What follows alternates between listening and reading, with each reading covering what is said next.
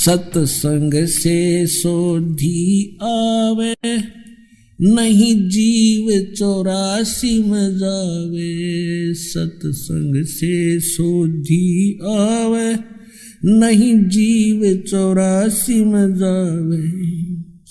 अब मेटो द्वेष और राग, हो राग या उम्र बतेरी जाली। अब मेटो द्वेष और राग, हो राग या उम्र बतेरी जाली।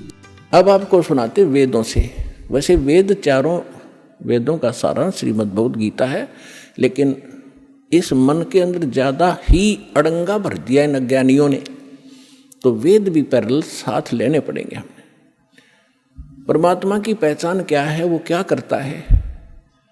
अब जैसा अभी आपने पाठ प्रकाश के समय सुना कि सतलोक से चलकर आए, वो परमात्मा सतलोक से चलकर आए कबीर जी।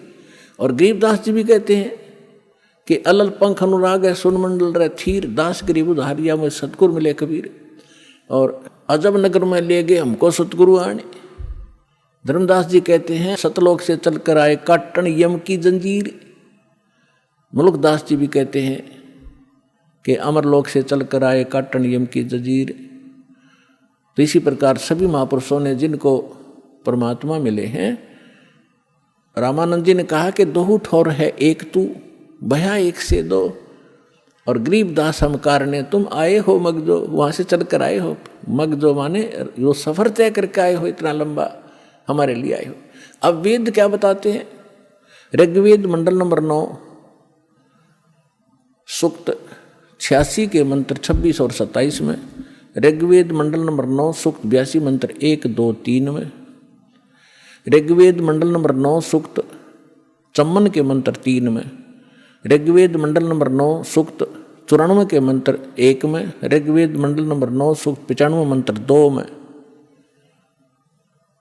ऋग्वेद मंडल नंबर 9 सूक्त 96 यानी 96 के मंत्र 16 से लेकर 20 में, फिर ऋग्वेद मंडल नंबर 9 और सूक्त 1 के मंत्र 8 और 9 में। और भी अनेक स्थानों पर बहुत सारे ढेर सारे प्रमाण हैं, लेकिन ये हमें पर्याप्त हैं इतने मंत्र परमात्मा को पहचानने के लिए।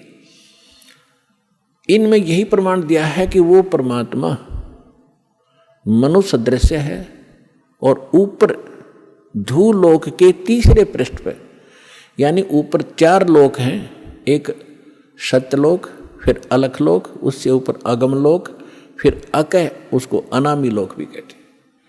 तो प्रत्येक लोक को 3 विभागों में बांटा हुआ है। जैसे अपनी दिल्ली राजधानी है, एक तो बाह्य क्षेत्र है जो ग्रामीण क्षेत्र होता है,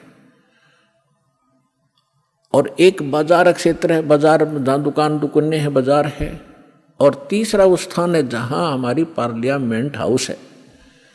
तो ऐसे बताया है कि वो धूलोक, धू माने उस तेजों में पृथ्वी सतलोक में वो परमात्मा राजा के समान सिंहासन पर विराजमान है, सिर पे मुकुट है, देखने में वो राजा जैसा लगता है और वहाँ रहता है। ऐसा ही परमेश्वर ने खुद बताया है, ऐसा ही महापुरुषों ने जिनको भगवान मिले उन्होंने बताया है कि उस परमात्मा के एक रूम में बाल कहो, बाल का छिद्र कहो जो रोमकूप कहलाता है, करोड़ सूर्य मिला दे, करोड़ चंद्रमा, इतनी रोशनी उस मालिक की, वो भी फीकी पड़ जाए। और जब वो परमात्मा यहाँ आता है अपने रूप को सरल करके आता है। गरीबदास जी कहते हैं तेज पुंज अन्य दे धर के, हल्की तेज पुंज तन दे धर के, इस विध हमको भेंट ही। इसलिए इस तरह हमें आकर मिलते हो परमात्मा। ये वेद कह रहे कि वो परमात्मा अपने रूप को सरल करके अच्छी आत्माओं को मिलते हैं, नेक आत्माओं को, जो दृढ़ भक्त होते हैं, जो उसके वचन का पालन करते हैं, अटल खड़े हो जाते हैं उसके वचन पर, उनको मिलते हैं। उनको किस उद्देश्य से मिलते हैं? ज्ञान देने के लिए।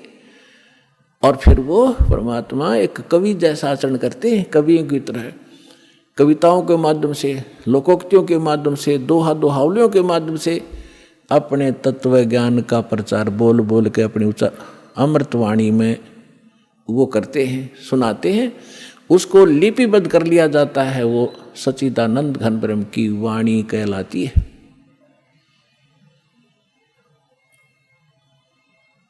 अब ये तो वेदों ने बताया, उसमें स्पष्ट बताया कि परमात्मा कबीर देव है, उसका नाम कबीर साहब है। कबीर देव माने परमेश्वर, भगवान, अल्लाह, खुदा, गॉड, साहब।